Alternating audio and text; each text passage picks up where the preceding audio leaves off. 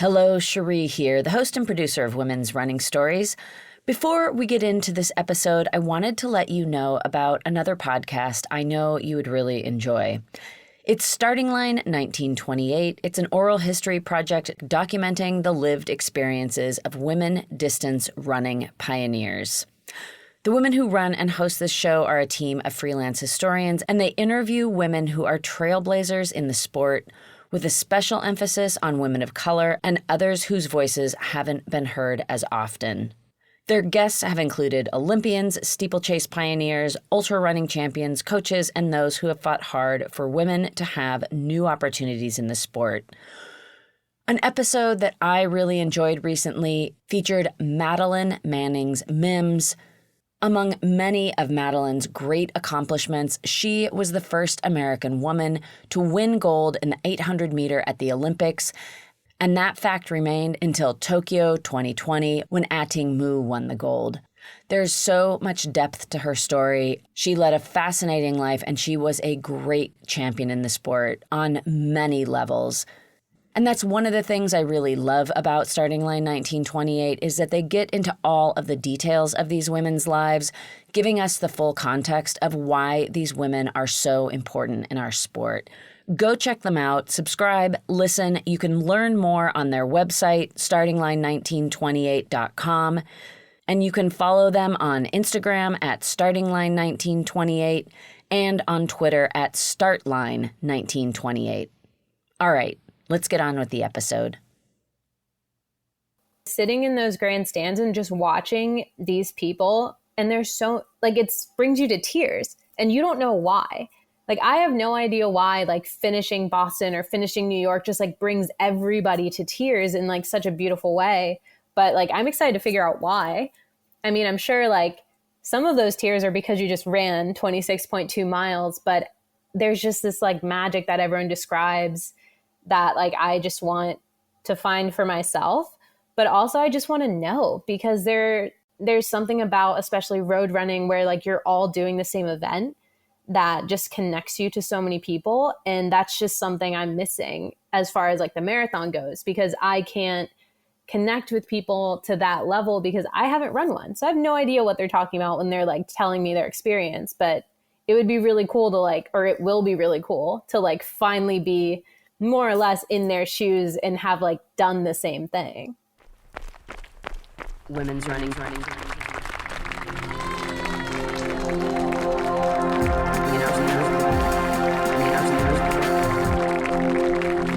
Women's running stories. My name is Erika Kemp. I am originally from New Jersey. I am a professional runner, and I enjoy competing in distances from 5K up into the marathon. And indeed, Erika is adding the marathon to her list of events this April 17th when she debuts that distance at the Boston Marathon. Hello and welcome to Women's Running Stories. We are a proud member of the Evergreen Podcast Network. I am Cherie Louise Turner. I am your host and producer. And yes, in this episode, you are going to hear about Erika Kemp's entire running journey as she looks forward to take on the new challenge of 26.2 miles. If you aren't already familiar with Erika's racing career, just know that she is one of the top professional road racers in the United States today. Up until recently, she was a member of the Boston Athletic Association professional team.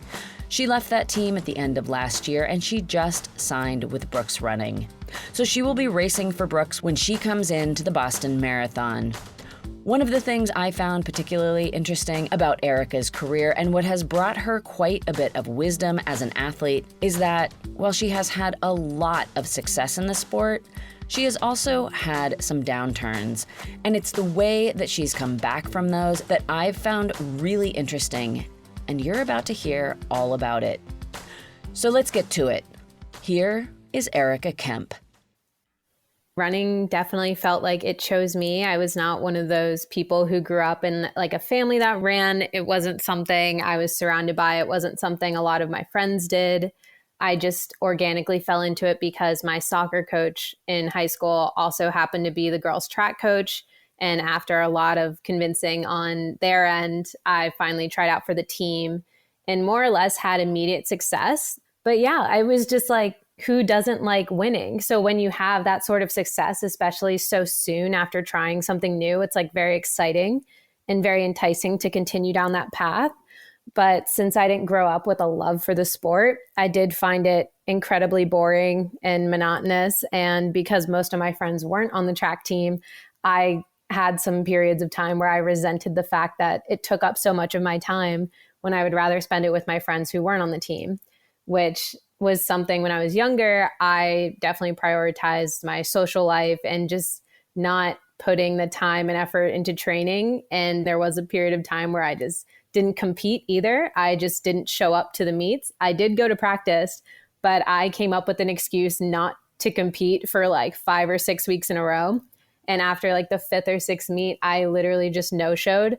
My coach told me I was off the team and to come back when I actually cared and wanted to commit myself like the rest of the team, because it was unfair to them that I was just not showing up, even though I was supposed to be a crucial member of this team, which was fair enough. And when he told me that, I wasn't even upset. It made a lot of sense. And the way I saw it in the moment was I got my freedom back and I got to go hang out with my friends, but that wore off very quickly because that was indoor track.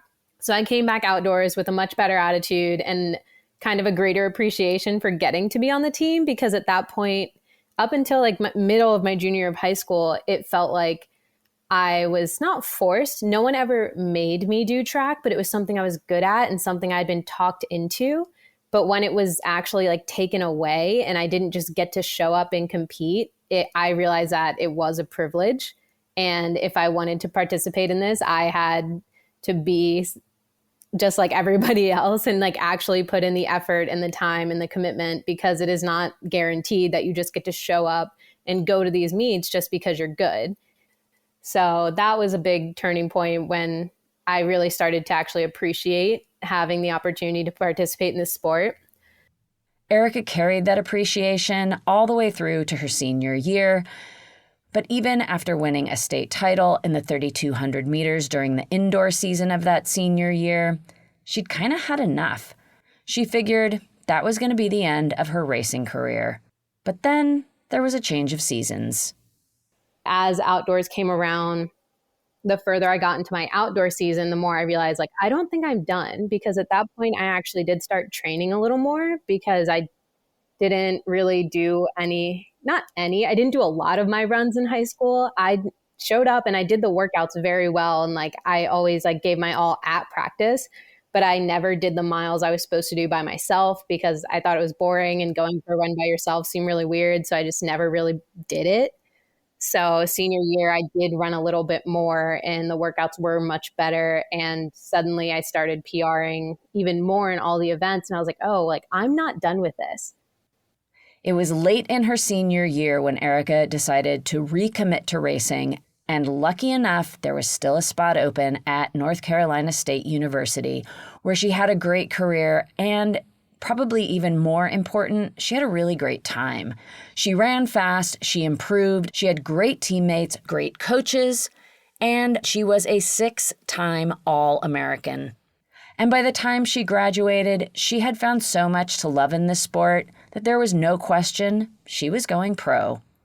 If you have the opportunity to continue doing something that you enjoy, and for me at the time, it was just something I didn't feel like I was finished with. Like, it was the same feeling that I got at the end of high school, where it was like, I feel like I still have a lot of untapped potential, and I just don't want to walk away from the sport thinking, well, what could have I done?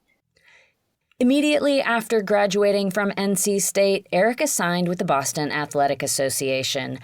And for her very first race as a professional, she lined up on November 3rd, 2018, to race the USATF 5K National Championships. It's marathon weekend in New York City, and before 26.2 tomorrow, we have more hardware to hand out today. Some of the nation's best 5K runners sprint through the city streets in pursuit of a USATF championship.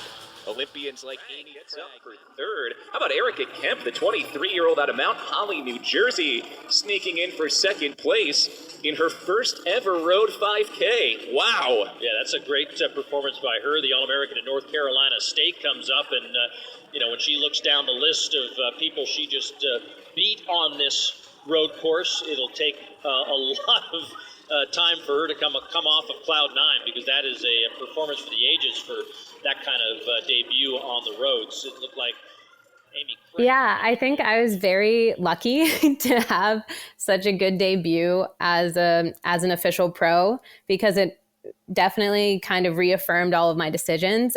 I know it's not the same for everyone, and sometimes it takes time to have that first breakthrough, or like that first just signal that like you made the right decision.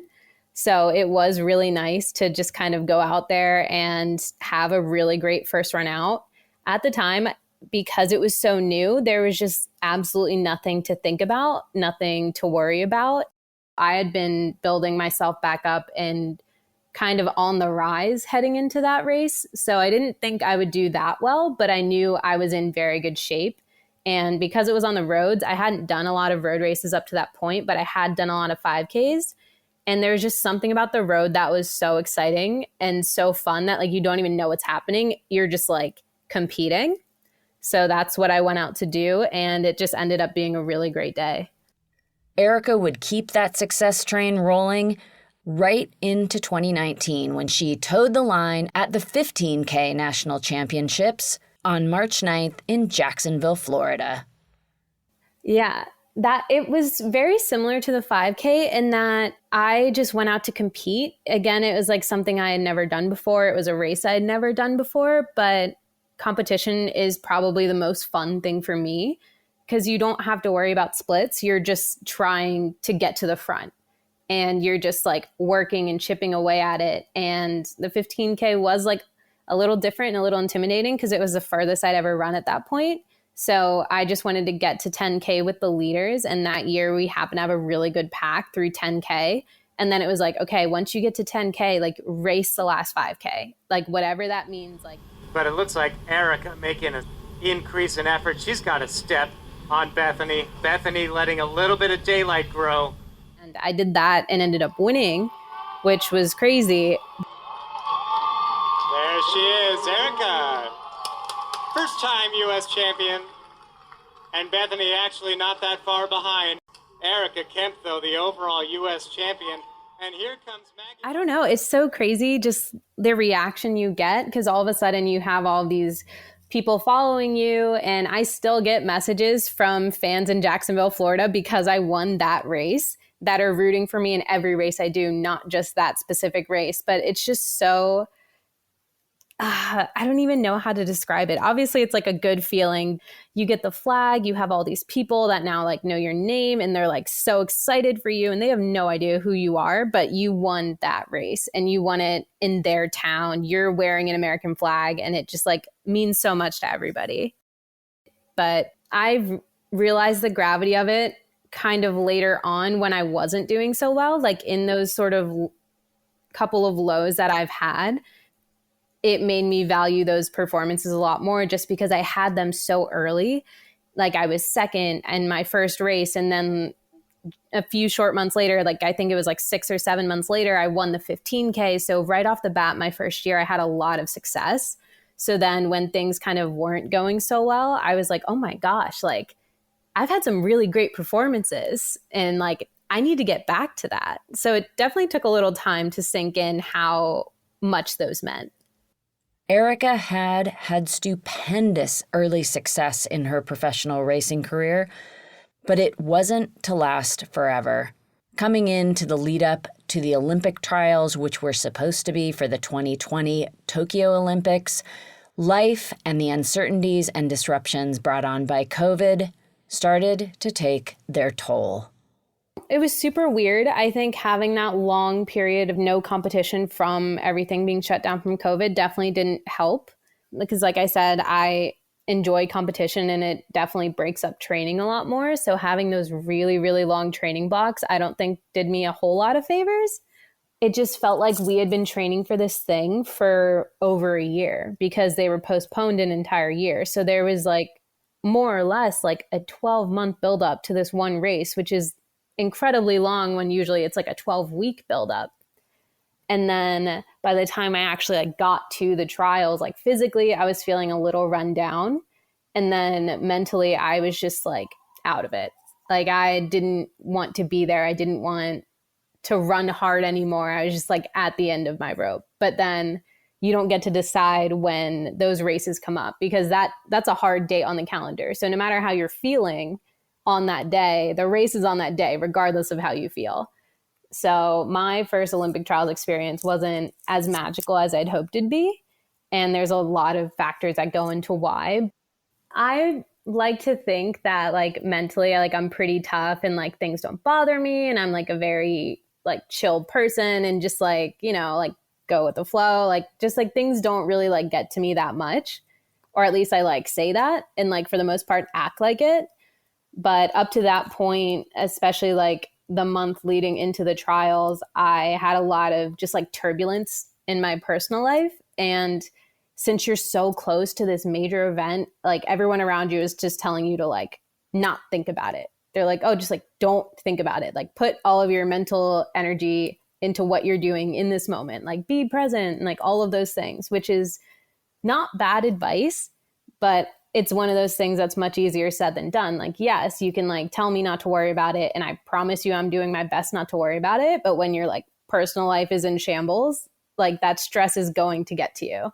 And whether or not you're like actively acknowledging it, it's still like eating away at like your energy and just like everything. And because all of that was happening like behind the scenes, running starts to feel like shallow and like unimportant. And that's like a terrible way to feel about your sport when you're at one of the biggest competitions for it. So it was just like very hard to get on that start line and truly put my all into it when like a large piece of me didn't even want to be there. And I definitely was feeling a little bit of physical burnout before that as well. So just like it wasn't doing me any favors. Because when you're struggling mentally, at least for the most part, I can usually go to like, well, I'm in really good shape. So if I can just like hold it together and stay focused, I'm in really good shape. My body is in good condition. So I can just like go on autopilot and like my legs will carry me through. But when your body is also feeling a little run down and not so good, and then that little piece that's supposed to be motivating you to like overcome that feeling isn't working because it's dealing with something else, then it just kind of feels like you're just dragging out there because there's nothing to pull from. Erika made it to the finals of the 5K at the Olympic trials, but when the gun went off on June 21st, 2021, signaling the start for that final race to determine the Olympic team, there was just no overcoming the physical and emotional exhaustion Erika had been battling. It's tough when you've worked that long for something and you had such high goals and then it doesn't go your way. And then on top of that, like finishing last ever in anything feels terrible. And yes, when you put it in perspective, like, oh, you're last, but you're last in the final. So like you made it so much further than like a large percent of the population. And like there is still something to be proud of, but it's really hard to see it that way in the moment when you're like, everything I had worked for is slipping away. And like, I'm doing everything I can and it's just not happening. Going forward, I learned that I had to admit to myself that like, sometimes my like stress actually does affect me. I am like a human being because up to that point, I was incredibly convinced that like, not silly, but like personal drama and things like that had no impact on me. Like I was just not one of those people where it like got to me and stressed me out and like would have any impact on my running. And that was just not true. So now I'm like, that is something I'm very aware of and something I do my best to like take care of. And it's been great so far, especially like knowing what it can do. I'm much more proactive about making sure like, you know, my life is peaceful. And on the physical side of things, I think it was a lot of lessons learned as far as like how to not be burnt out. And it's like you almost over, or I feel like there were times where we almost overdid it because we were like reaching because it was like, oh, we need to get to this level to achieve these goals. And it's like, yes, like that is something we need to do. But also like, just because other people are doing these workouts at these paces, or like, so-and-so is running X number of miles, like we are all different athletes, and there's a lot of different ways to get to the start line. And if I get to the start line in what I feel like is good shape and, excited about it, that is my best chance. So I think it was a lot more learning about what is going to set you up for the best possible race. And that doesn't always look the same for everybody, and doesn't always mean the same things for everybody, because there's different workouts that work better for some and not others. And just everyone has different strengths and weaknesses. So, and like, it's really easy to like force the issue sometimes, but it also does help if you play into your own strengths. With the Olympic trials behind her, Erika began to wade through the aftermath of that disappointment in search of a path forward. The aftermath was a long physical and mental break, because it wasn't super easy to pinpoint like which one was the bigger like problem, I guess. Like, was it truly that I was just like super burnout and a little stressed, or was I very stressed and not that burnout? Like, how do you figure out what it is? And like the answer to most things is usually just some time off. So we stepped back and we said we wouldn't compete again until we were excited about it, because that's a huge piece of the puzzle. And like I said, like at that event, I just didn't have any fire to compete. So it was like, we're going to step back from running and like slowly build back into it. Like, we'll do workouts when you feel like working out, when you feel excited again. And then we're not going to put anything on the calendar. We're not going to force the issue. Just whenever we get that itch to race again, we will sign up for something.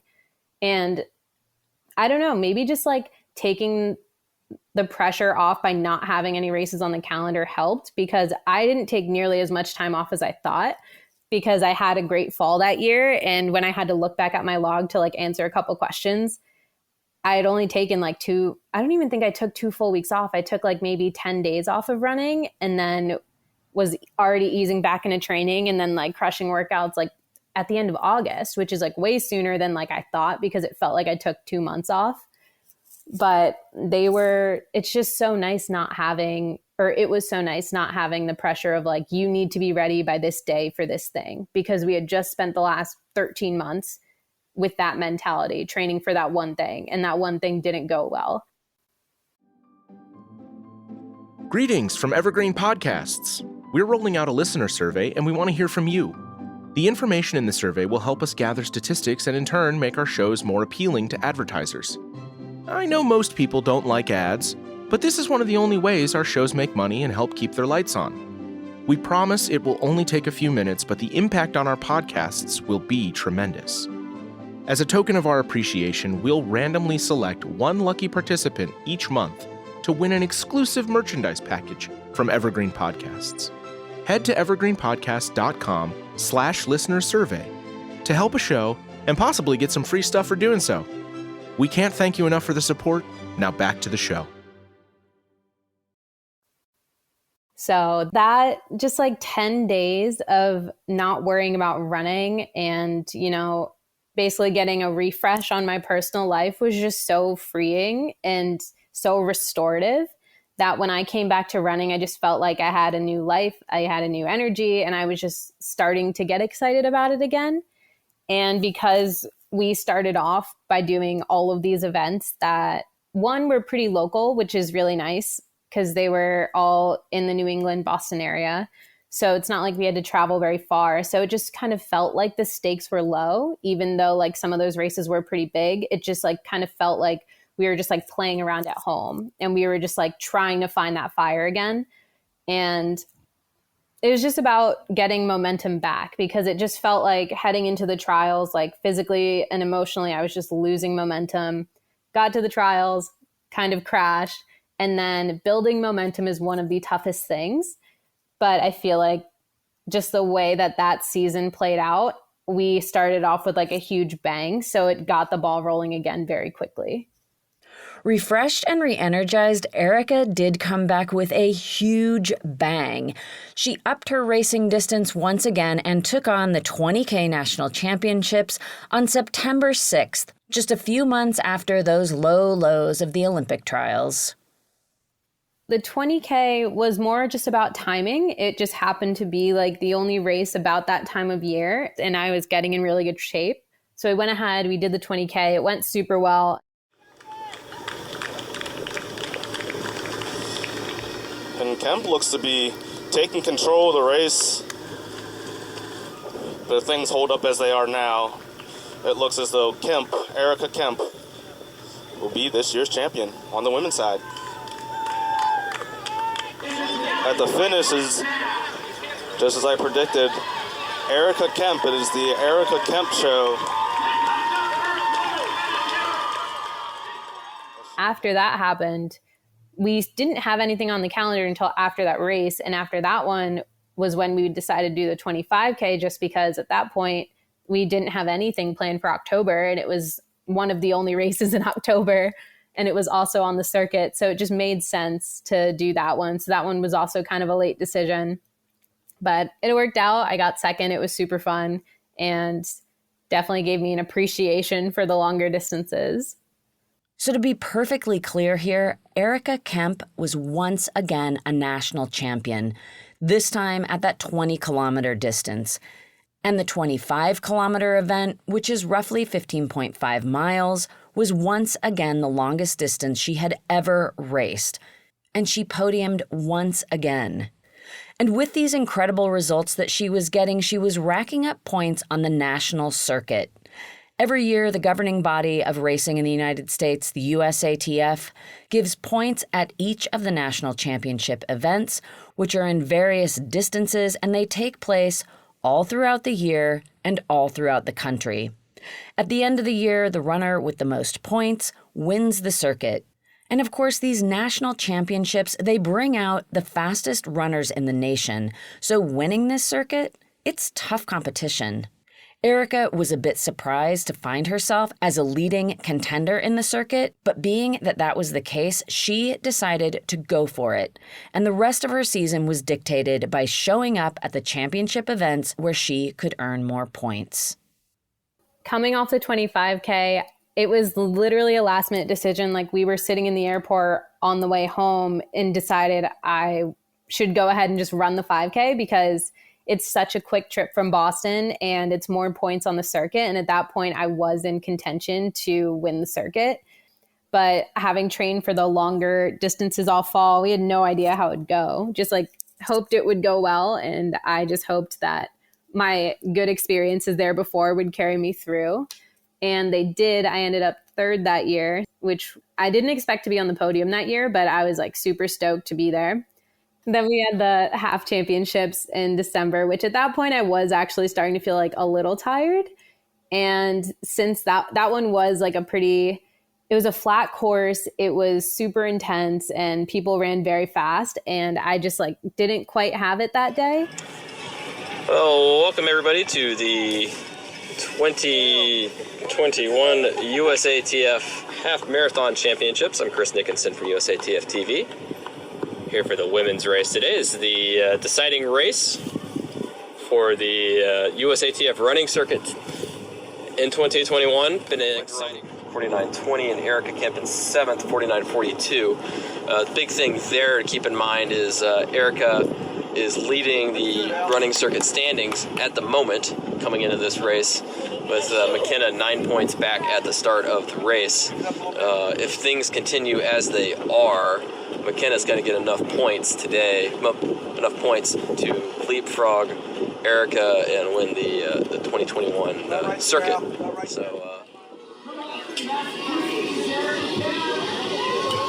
So here comes your 2021 USATF Running Circuit champion, Erika Kemp.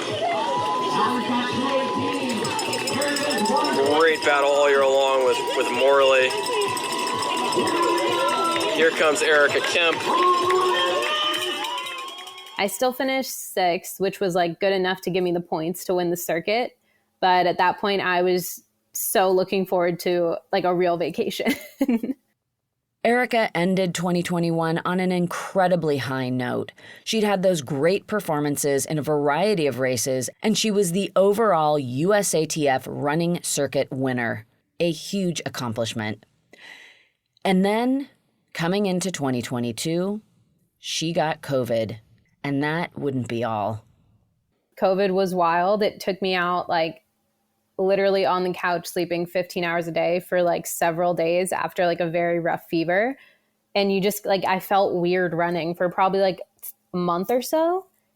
But even when that subsided and the fatigue finally went away and I felt more or less normal, I had maybe 1.5, maybe 2 months of normal running and training before I had a very small back injury. We were out in Albuquerque and I was literally just bending over to do something. And it was just too much pressure, too much tightness, too much pressure in my low back. And I just kind of had a spasm. And those aren't super bad. It's not they're super damaging or anything, but they're incredibly painful.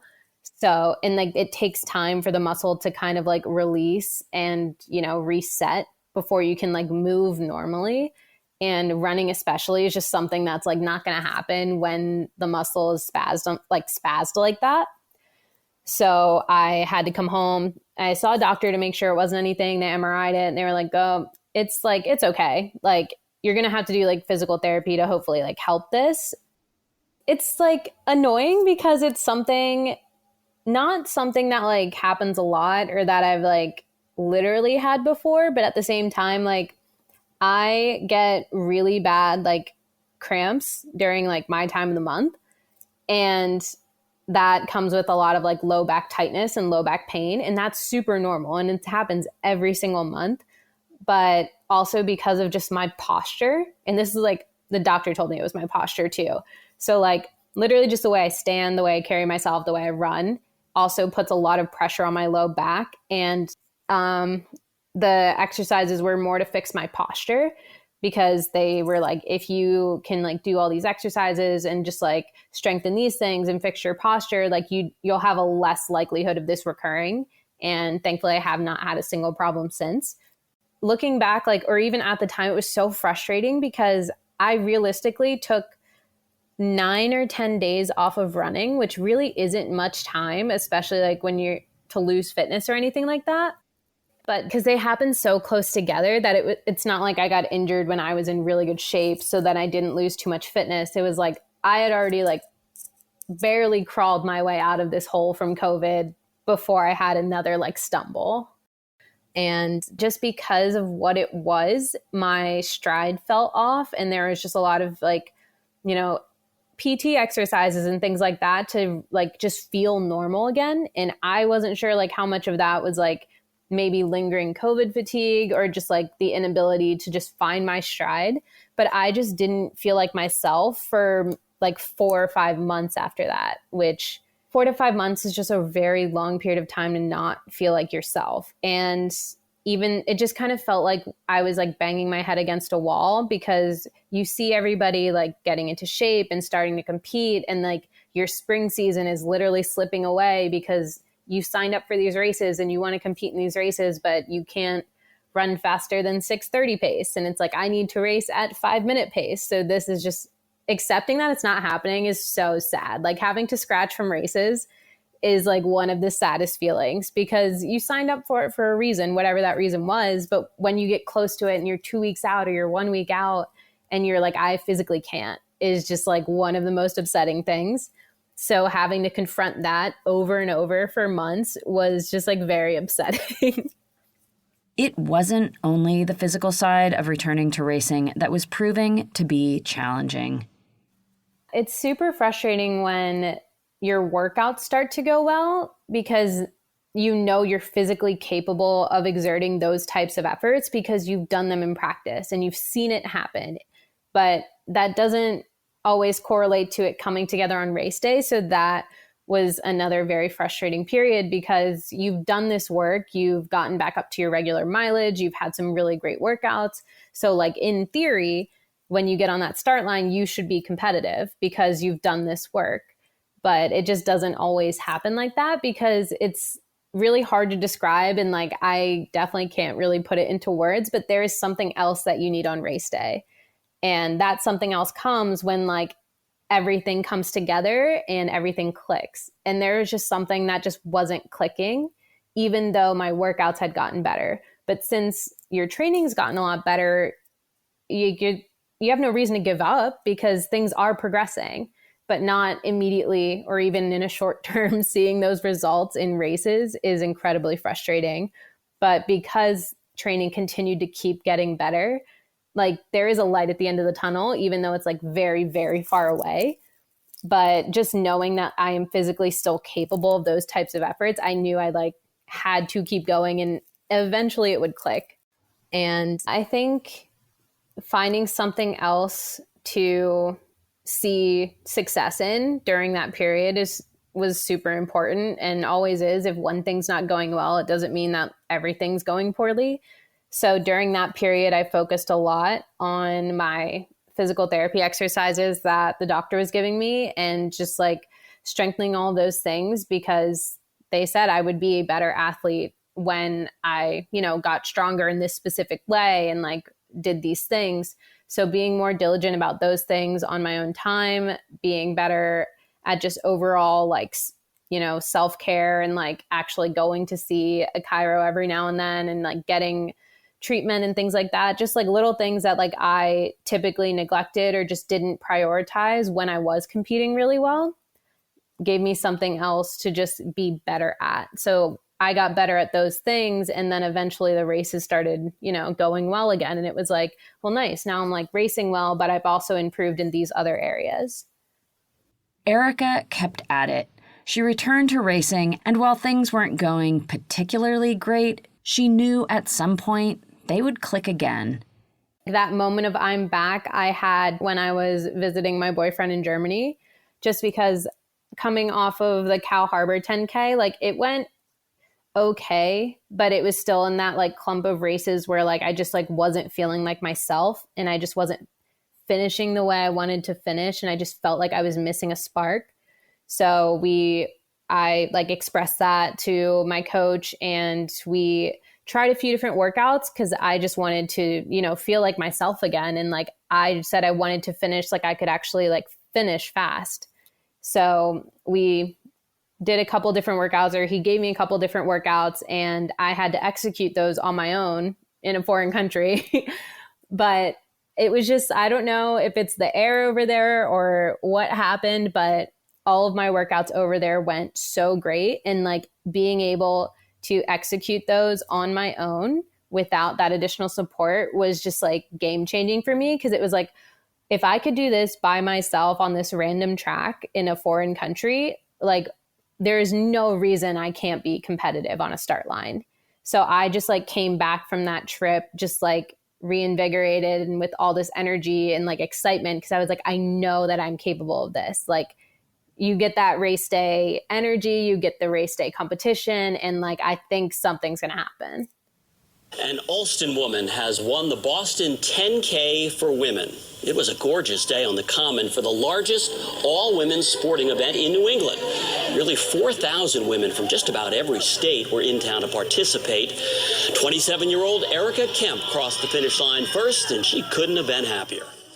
It was really nice to have such a good end to the year because up until the fall, like I would have written off 2022 as such a wash of a year because I spent like 75 to 80% of it not feeling like myself and just like not enjoying it and not 100% healthy.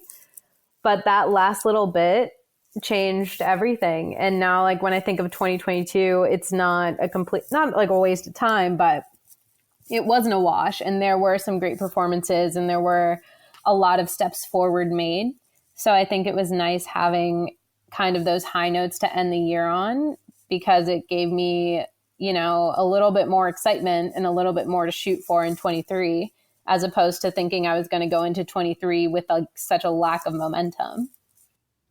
Erika had that great win at the Boston 10K for women. It was a beautiful day and tough competition. She followed that up with another podium finish at the 5K National Championships in New York City, racing her way into second place once again. Then at the BAA Half Marathon, Erika came in 7th, and she was the first American finisher. Once again, she wrapped up the year with some incredible success. She also decided that that would be the end of a chapter. Erika made the tough choice to leave the Boston Athletic Association professional team and spent the first part of 2023 unattached. During that time in January, she raced the super competitive and very fast Houston Half Marathon, where she got herself a 24-second PR. Through all of the ups and downs, Erika has gained a lot of wisdom, which she has learned how to tap into. In general, but also especially with running, because it's such a raw sport. I mean, at the end of the day, you're just like out there and it's you, your fitness, and whatever fire that you have. So running is like a very raw and intuitive sport. So like your feelings do matter a lot, because that's kind of all you have to bring with you on that start line. You have your natural talent, you have the physical work you put in, and then you have, you know, all of those emotional pieces. And in order to like compete with a real competitive fire, you need to have, you know, you have to believe in what you're doing, and you have to trust yourself, because when you're racing, it's all instinctual. And like you hear all of these great runners give great advice, and a lot of them say like, you know, run your race. If you run your race and execute your race, you will have a good day. But it's like, what does that mean? Running your race is listening to your body and like listening to yourself. So it is a very intuitive sport. So I think that just kind of like carries over into all of my decisions. And of course, one of those big decisions was signing with her new team, Brooks Running. Congratulations to Erika on her new team, and we are so excited to have her here in Boston, running the Boston Marathon in April. I want to thank Erika so much for coming on the podcast. I was really excited to have her on. I'd been wanting to feature her for a while, and the timing was perfect. So thank you so much, Erika. And I am sure that you, like me, will want to keep up with Erika. You can find her on Instagram. She is at IamTinyRIK. I, of course, will link to that in the show notes. And thank you to you for listening. I say it every single time because it's absolutely always true, is we love making these episodes, but the power in them is you listening. So thank you for being here. And I do not make this show by myself. Cormac O'Regan does all of the music and the sound design, and he does that from his studio in Cork, Ireland. April Mariner does all the design work for the show, the website, the logo, the social media posts. She does it all. She comes to you from Truckee, California, and you can find April at bonfirecollaborative.com. And I am Cherie Louise Turner. I am your host and producer, and as always, I am coming to you from my closet studio in Somerville, Massachusetts. And until next time, I wish you joyful, healthy strides forward. Women's running.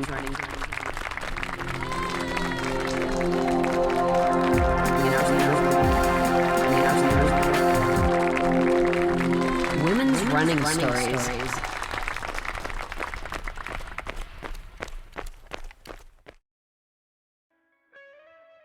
Hear Her Sports is a podcast for everyone who loves stories by and about women striving to improve and make a difference in their lives. I am your host, Elizabeth Emery, a former professional cyclist. In every episode, I introduce a female athlete or woman in the business of sport through a thoughtful conversation about who they are and the terrific work they're doing. My guests and I explore the glorious and frustrating issues in sports, history, equity, training, nutrition, and so much more. Join us for inspiration, for community, and for love of being a strong, athletic woman.